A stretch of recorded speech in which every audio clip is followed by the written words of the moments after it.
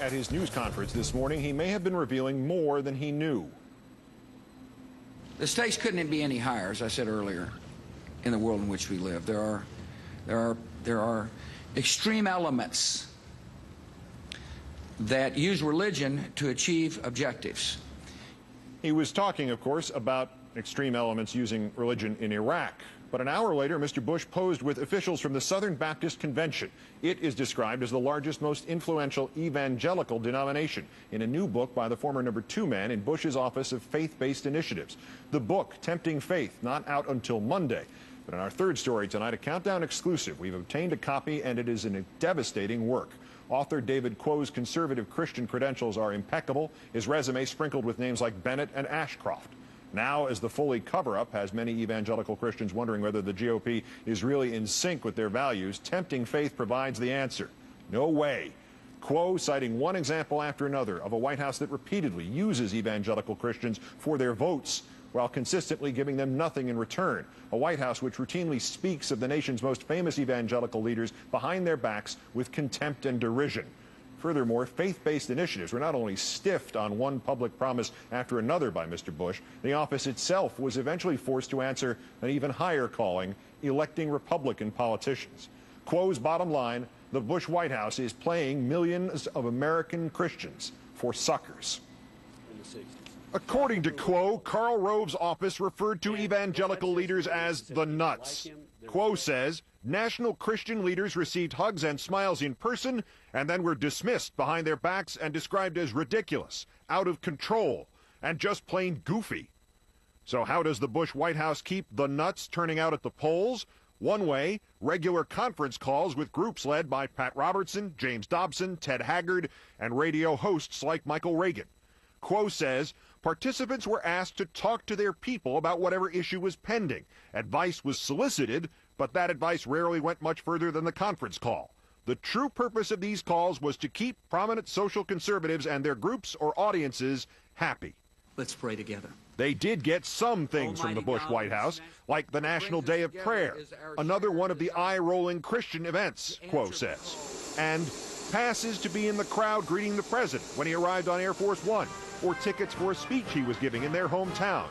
Little trinkets like cufflinks or pens or pads of paper were passed out like business cards. Christian leaders could give them to their congregations or donors or friends to show just how influential they were.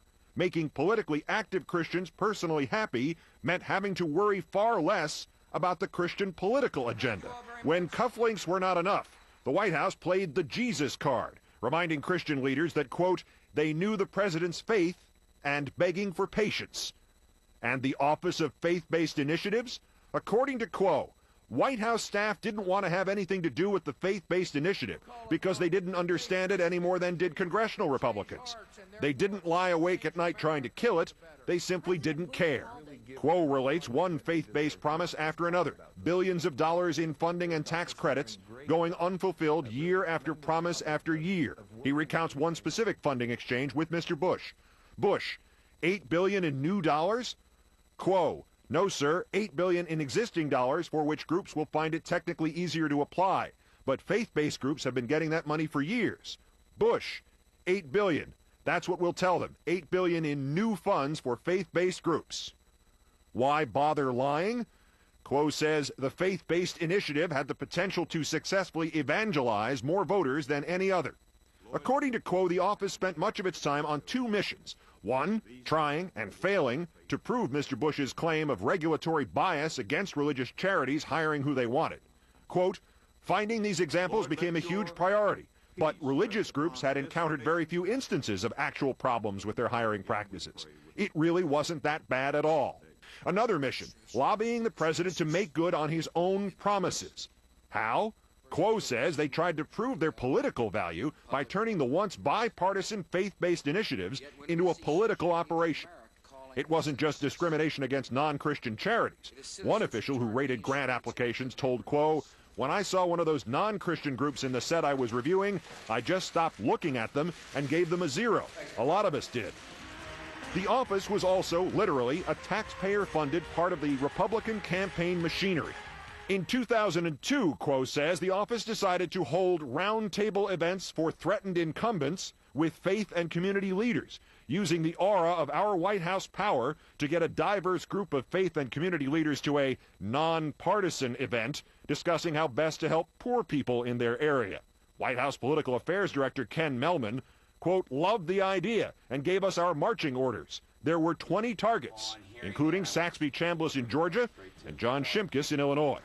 Mehlman devised a cover-up for the operation. He told Quo, it can't come from the campaigns. That would make it look too political. It needs to come from the congressional offices. We'll take care of that by having our guys call the office to request the visit. Quo explains this approach inoculated us against accusations that we were using religion and religious leaders to promote specific candidates. Those roundtables were a hit. Republicans won 19 out of those 20 races. 76% of religious conservatives voted for Chambliss over the decorated war hero Max Cleland.